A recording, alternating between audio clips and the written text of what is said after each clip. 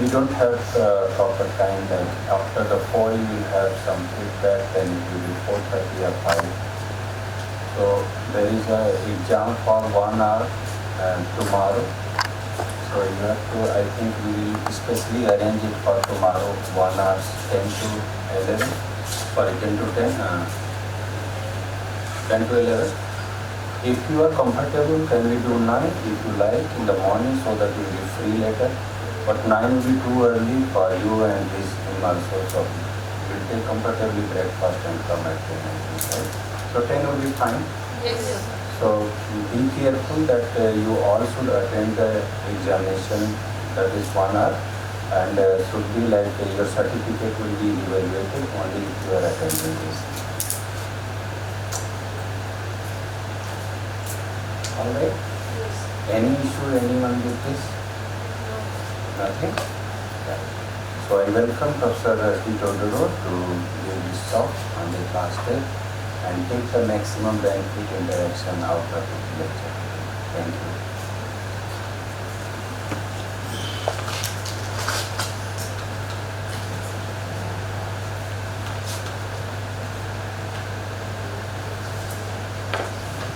Good morning, everyone. How are you feeling like last day? Already tired? Too much information? Well, don't worry. Soon we'll be finished. But the bad news about is the exam. So even the good things, they have the bad things after that. But again, maybe someone will come in my lab after that to spend some time there to some exchange. Yesterday we had a very nice conversation with Vice Chancellor of the University. So he was giving a good indication that he's interested in establish the working collaboration between our faculty of Pharmaceutical Sciences of Sao Paulo University and your university. And most probably even after that we'll go for further for agreement between the two universities. But first we'll explore our faculty and your university because it's something that it's allowed for the international relation. And well, let's continue. So today we're going to move a little bit more on the probiotics, not such topics too much bacteriocins, but again, I believe that bacteriocin production actually could be a good characteristic of the probiotic strains. To be a probiotic don't need to be a bacteriocin, but if the probiotic has bacteriocinic potential, bacteriocin production, this is a good addition to the activity of the probiotics. According to the definition that is accepted, was suggested actually the World Health Organization, and probiotics supposed to be alive cells.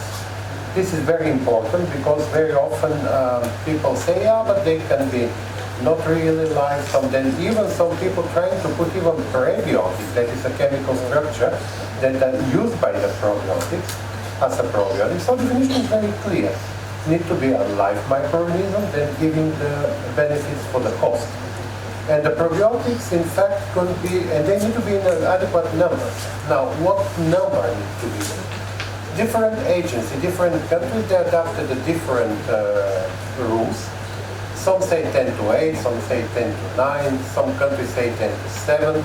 Some even say if they're enough and they do their job, no limit. I mean, it could be any numbers if they do their job. Because obviously, live cells, they need to be in some quantity.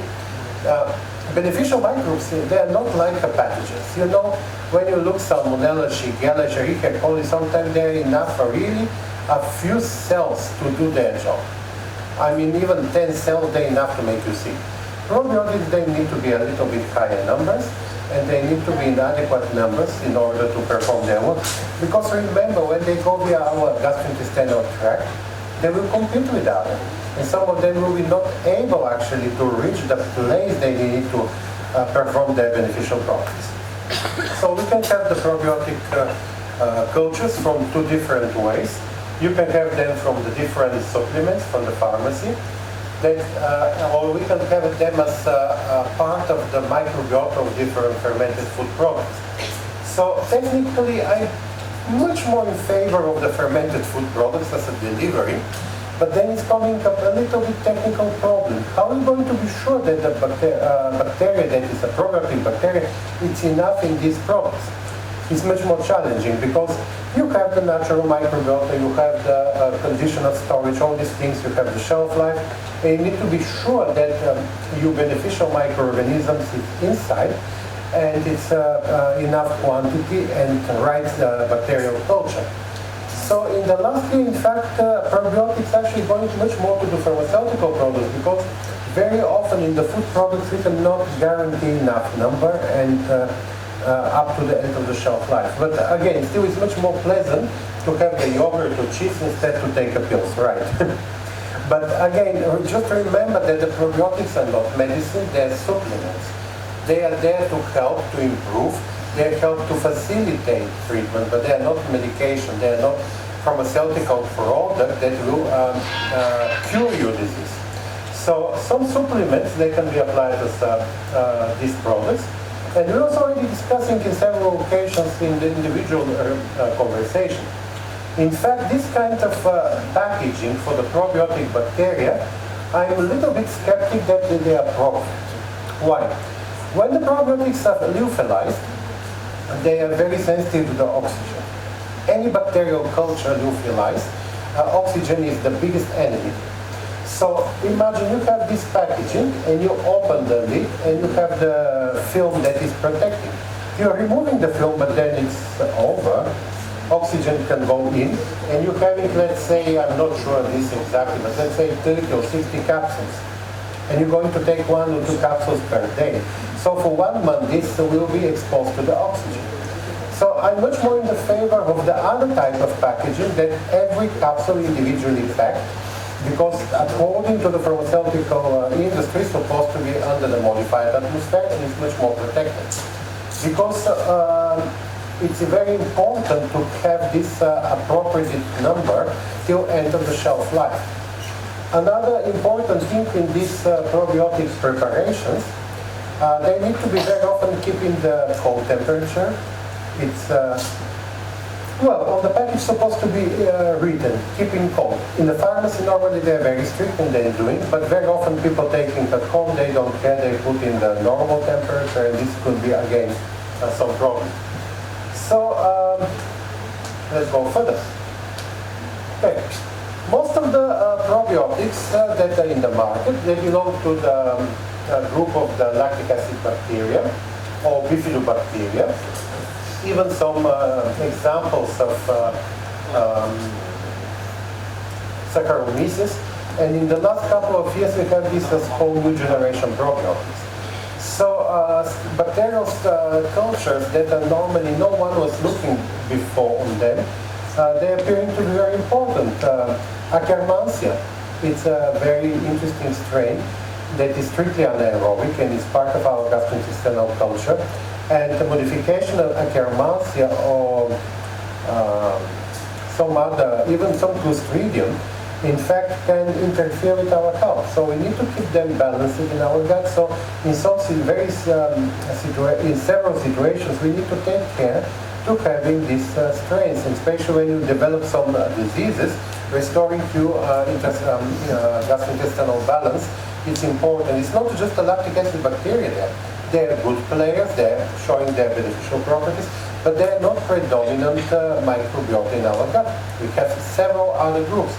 But discovering the problem, because some of these, as called new generation probiotics, several of them is very difficult to be cultured in the laboratory conditions. So, well, biotechnology industry is supposed to find a way to grow them. Then maintenance, strictly anaerobe. Obviously, this kind of packages for strict anaerobes will be not an option. Come on, move it. Okay.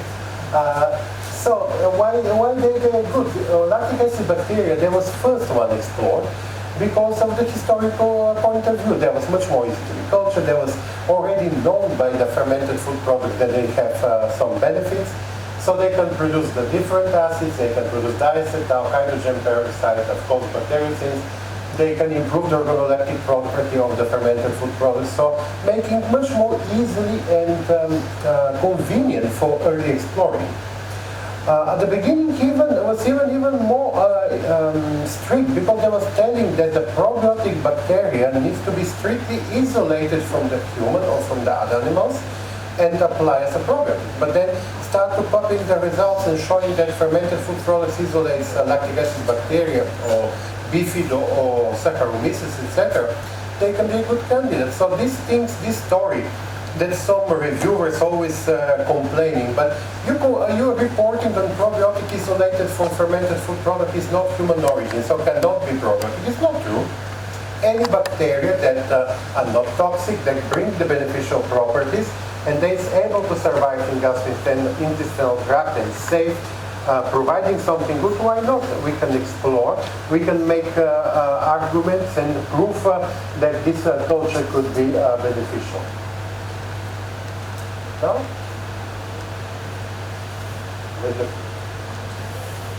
Okay.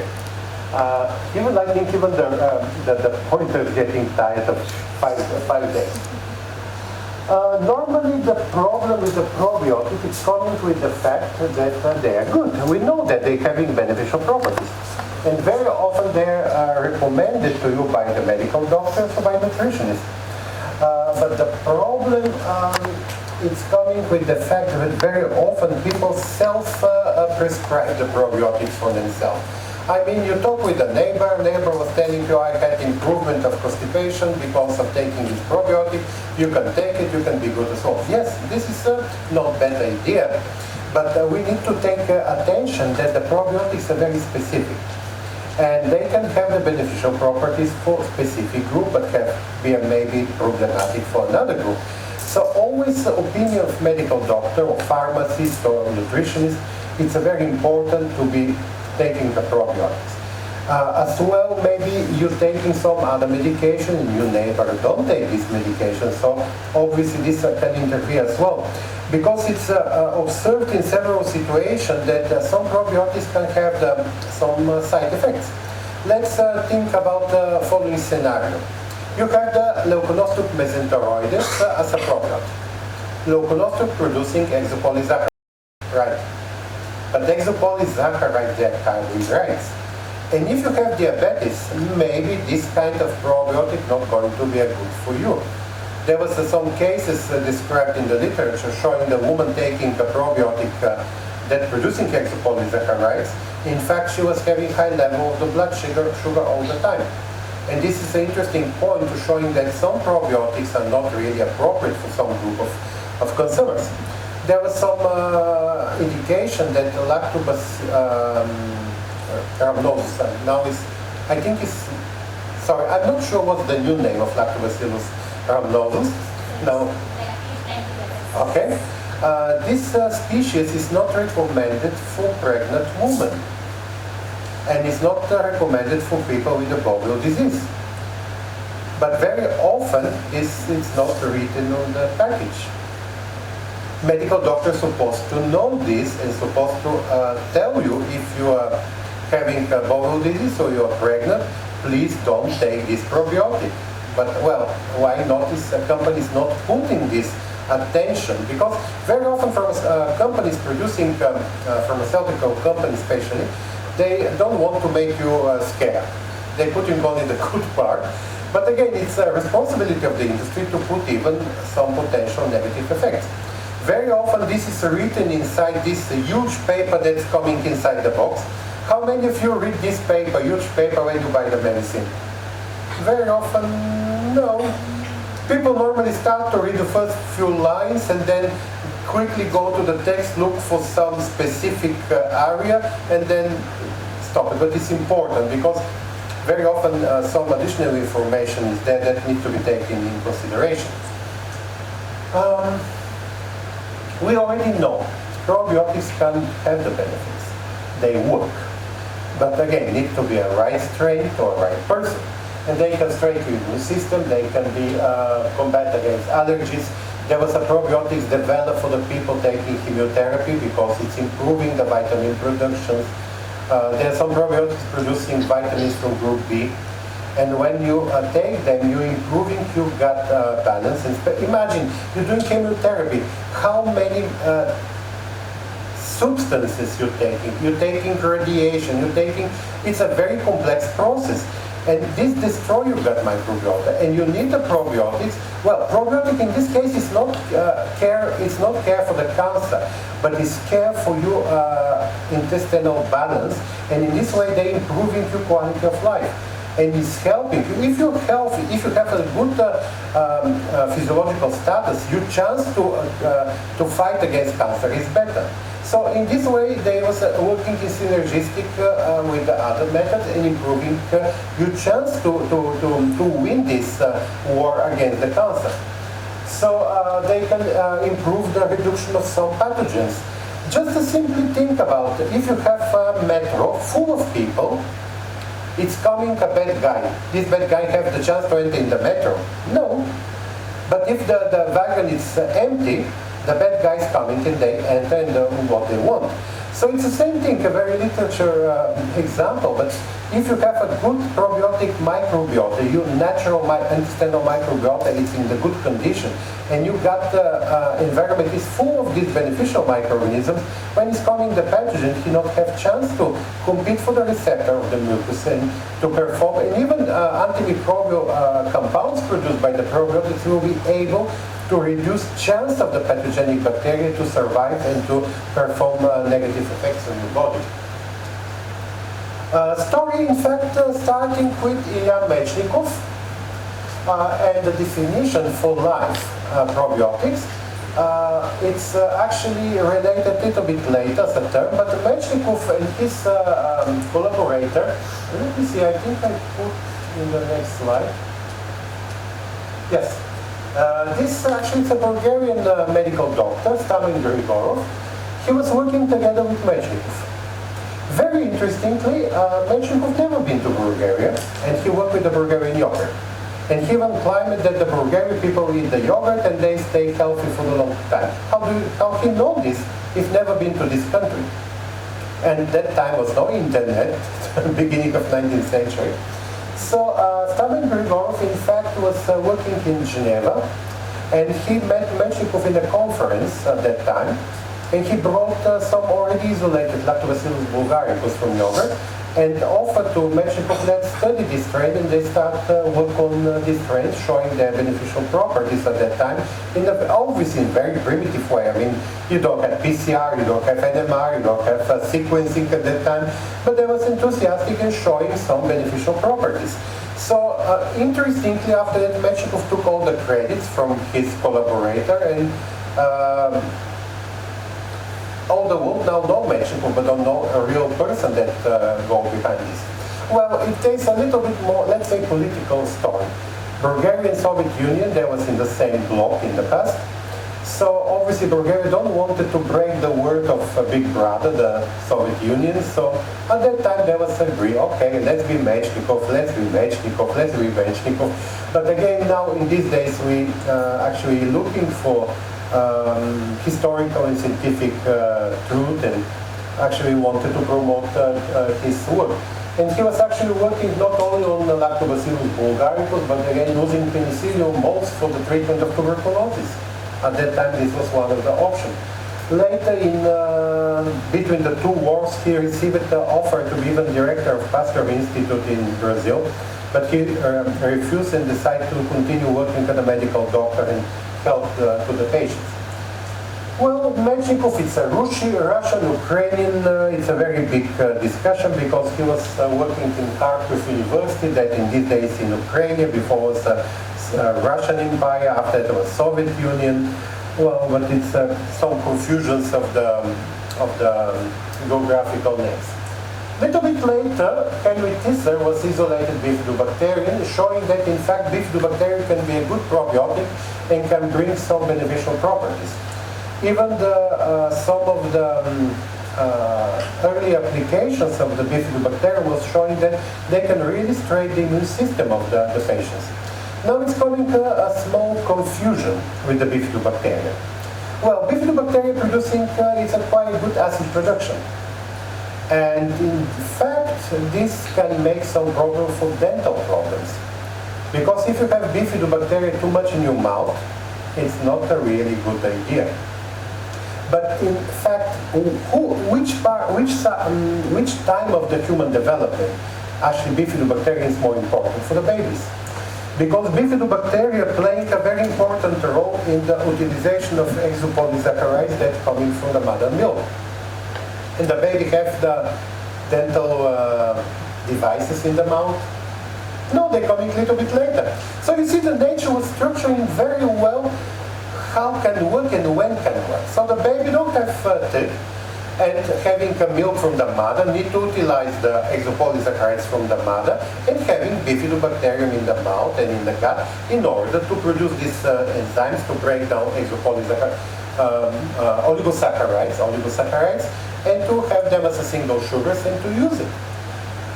These days, so when we apply the bifidobacterium, we need to pay attention because they're not supposed to very long time in the mouth.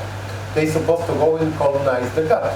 So in some cases, capsules are more appropriate or in, let's say, encapsulated bifidobacteria because they need to pass them out and go to the gut and do their job there. So sometimes these kind of dairy products enriched with the bifidobacterium, maybe it's not the best option.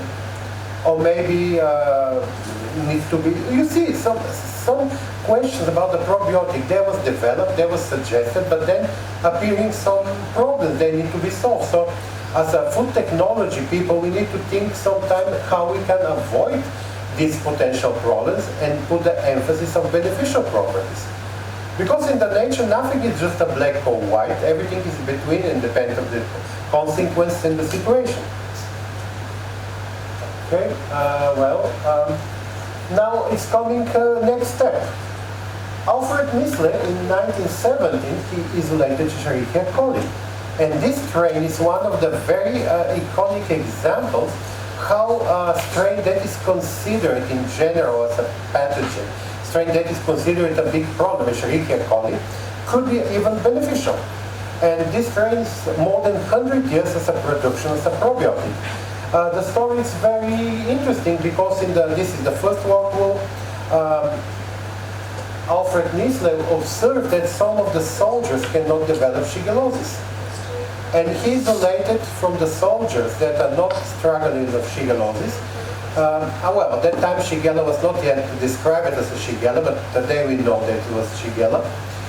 It's showing that in fact they had this strain of Escherichia coli. And this strain was actually helping to prevent of diarrhea and developing of infection with some other gastrointestinal pathogens. This is a very important thing to mention that not all Escherichia coli are bad guys. Some of them are full of virulence factors, some of them are extremely highly pathogenic, some of them can kill you because of the intoxication, some of them producing toxins, some aggressive hemolytic, etc. But some strains, they actually could be beneficial. We're having a high number of Escherichia coli in our gut, and they say our Escherichia coli, and they're responsible for production of vitamin from group B. I think it was B12. Oh, now I'm confused a little bit. But well, vitamin B group, they're producing there because our body cannot produce these vitamins, and we needed Escherichia coli, our gastrointestinal strains, to produce these vitamins. Well, and this strain particularly was showing very strong beneficial properties. We was doing a kind of survey of salmonella in Brazil, checking the in meat production several, more than 4 years, actually 4 years we was checking more than 20,000 isolates of different salmonella. And more than half of them, there was not all virulence factors, nothing. There was completely not dangerous. Some of them was very dangerous, but some of them just nothing. So again, species could be considered as a safe, considered as a problematic, but you need to go to every strain-specific conditions in order to explore and to check these properties. In 1920, Röntgen demonstrated actually that this matching of Bulgarian bacillus in fact, don't colonize the gastrointestinal part. And they coming and they go out. At that time, and a little bit after, was the principal idea is that probiotics supposed to colonize and stay there to do their job. Today we know that it's not really needed. Some beneficial microorganisms, probiotics, they can be entering, they can do very quickly their job and they can go out. So everything depends on what you want and what you target. As I mentioned yesterday, if you target immunoresponse, obviously you want a colonization. But if you target just the removing of heavy metals or mycotoxin or some other toxin, obviously quick passage of this microorganism will be good.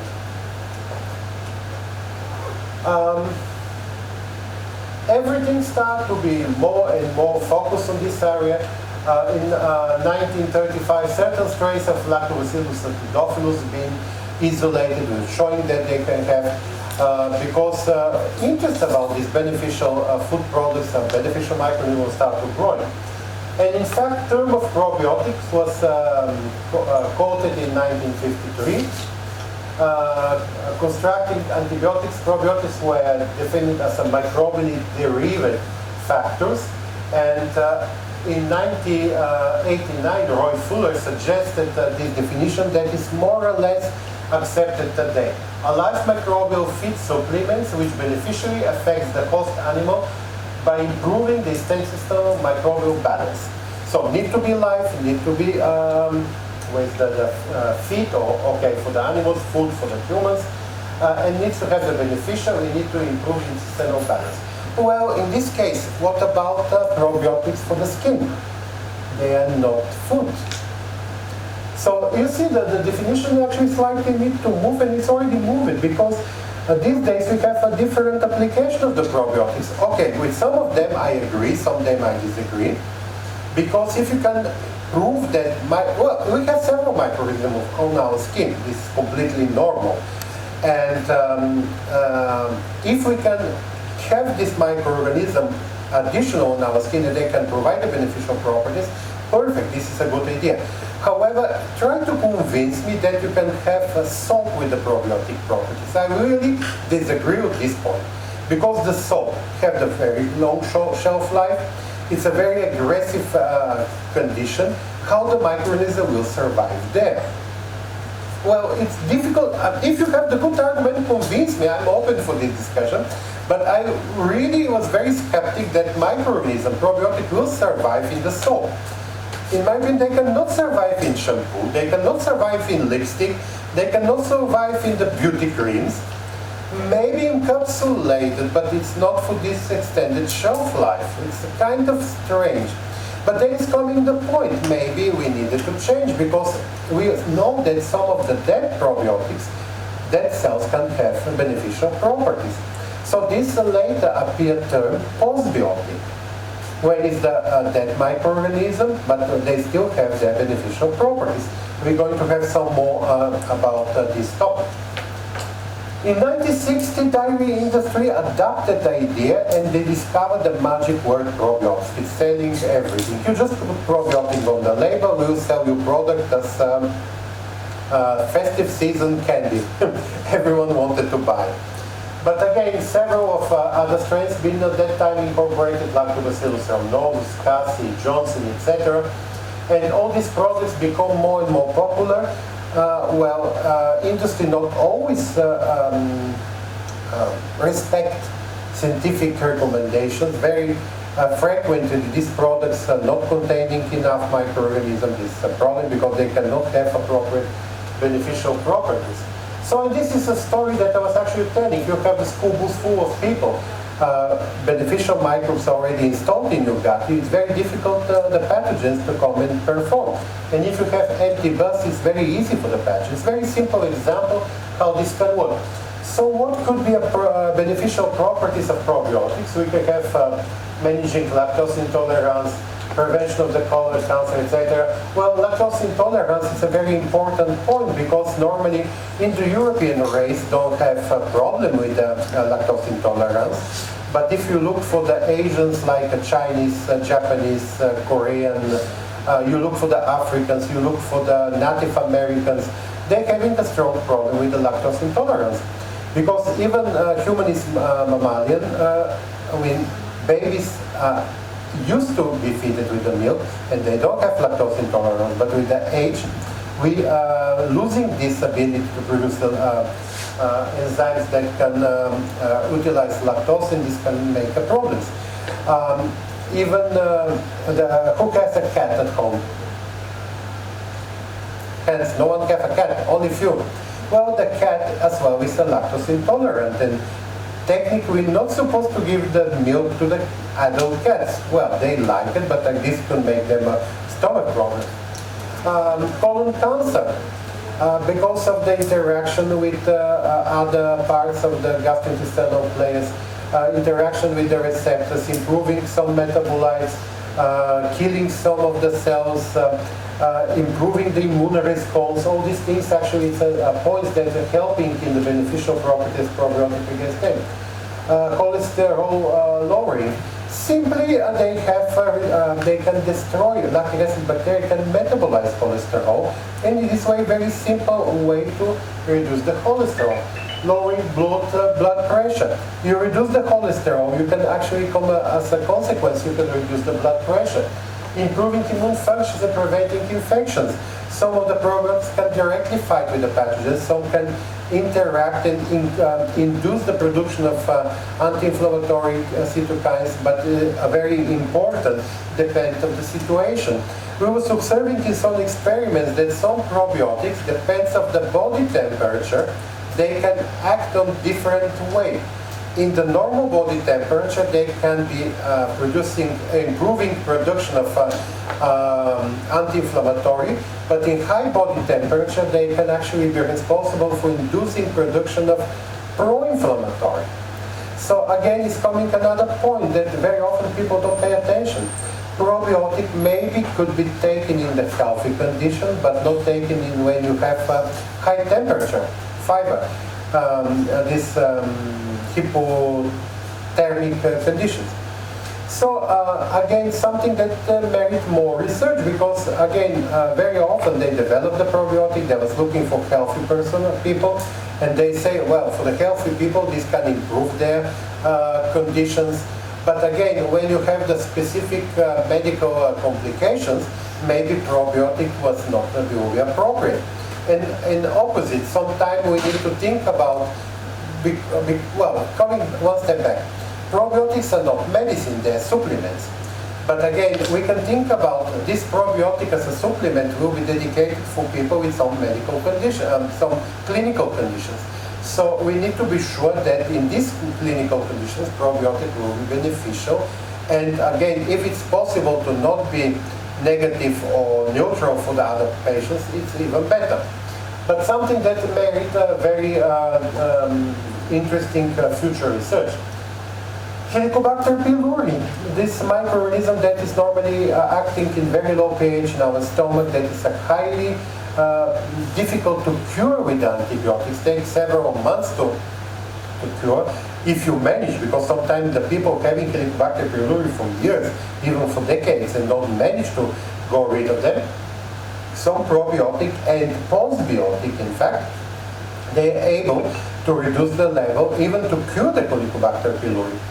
There is a product from one company in the US offering a postbiotic, dead cells of lactic Lactobacillus plantarum, and together with the probiotic that is Saccharomyces cerevisiae, they need to be taken for more than 3 months. But then this kind of product is able to cure the Helicobacter pylori, and my father is a good example of this. He was very strict, taking for almost half a year, and medical doctor was not able to detect any more Helicobacter pylori for him. And he tried several times an antibiotics treatment before, it was not really working. But this product worked. Well, I hope we'll work with other people as well. But again, the companies producing and selling it as these supplements for this purpose. So obviously, it's other patients was happy as well. Antibiotic-associated diarrhea. Remember, you're taking antibiotic, you're killing everything in your gut. There is no, the antibiotics, they're killing everything. They're not selective. and you don't have options, because when you have the disease, you need to take antibiotic, if not, you'll be dead. So very often it's happened that you coming to the point that you completely destroy your gut microbiota. So what you can do in this case, you can, very often the medical doctor, they suggest you to take fermented food products. In Bulgaria, will telling to you, take antibiotic, take a yogurt, take more yogurt, take this drink, boza. Most probably here the doctor and your grandparents say take a daki all the time, because it's a rich of lactic acid bacteria. So indirectly you're taking these beneficial microbes and trying to restore and to keep your gastrointestinal balance in the good health. These days the medical doctors say, yes, you take a probiotic together with the antibiotic, but now it's coming a problem. Probiotic don't have antibiotic resistant genes, because this is one of the rules to develop new probiotic. Well, you're taking probiotic and antibiotic together, what will happen? Antibiotic will kill the probiotic. So sometimes they forgot to tell you to don't take it in the same time, take it with time difference. 3 or 6 hours after taking antibiotic, take a probiotic. So one cannot interfere with the other one. I was telling you in some of the previous lectures that it's a kind of movement that some of the probiotics can have reasonably acceptable antibiotic resistance. Just with this simple idea. If the antibiotic resistance is not on mobile elements, it's on the bacterial chromosome, and it needs to be studied to show that it's not going to be a good option for the transfer, this maybe is not too bad idea, because in this way you can take antibiotic together with a probiotic. So it's a kind of opinion, scientific opinion for some researchers that defend this idea that moderate, they can actually reduce the inflammation and will have their beneficial properties much more better. Improving mineral absorption. They can actually reduce some of the minerals, because not all the minerals are good for us. They're heavy metals that we don't want. We have some other minerals to be absorbed, because our body needs. I sometimes am giving this example to the students in Sao Paulo. You can see at the university, because during the exam, your immune system is going down. I mean, it's normal, you're under the stress, immune system going down. So during the exam, you can catch the disease, go and say, because of your exam, I catch the disease. Good lawyer can help you, it's a job. But then it's interesting because we're full of stress. I mean, you're driving, you are traveling, you're flying, you're taking bus, train, you need to figure out the job, accommodation, everything. It's a stress. Our life is full of stress, and during the stress condition, we're actually having much more, our immune system is much more going down. And different pathogens can make a profit of this. And the probiotic with the normal interaction with these pathogens can actually reduce their effect. Irritable bowel syndrome and colitis, another example. Several of probiotics was developed to reduce these conditions. There are several probiotics that develop and on the market improving allergic reactions. Very often they can actually interact and they can destroy, they can metabolize some of the allergens, but in this way they're actually helping to improve all the things. Now, traditional fermented food products are their extremely good example how we can improve and we can use these fermented food products as an extremely good source of probiotic bacteria. Good point, very often these fermented food products, they're already known by traditional medicine to have their beneficial properties. Well, if we know that specific fermented food products is good for something, traditional medicine is recommending, why not explore and to see what's the reason? Could be some metabolites, could be some phenolic compounds, could be some extremely high levels of vitamins, but could be microorganisms that are in these products, and metabolites produced by this microorganism responsible for these beneficial properties. So we was having this project isolating the different lactic acid bacteria from kefir, molasses, olive brine as a potential source of beneficial microorganism. Well, in the first stage we actually isolated as a bacteriocin producer, but then we wanted to see and explore their potential probiotics properties.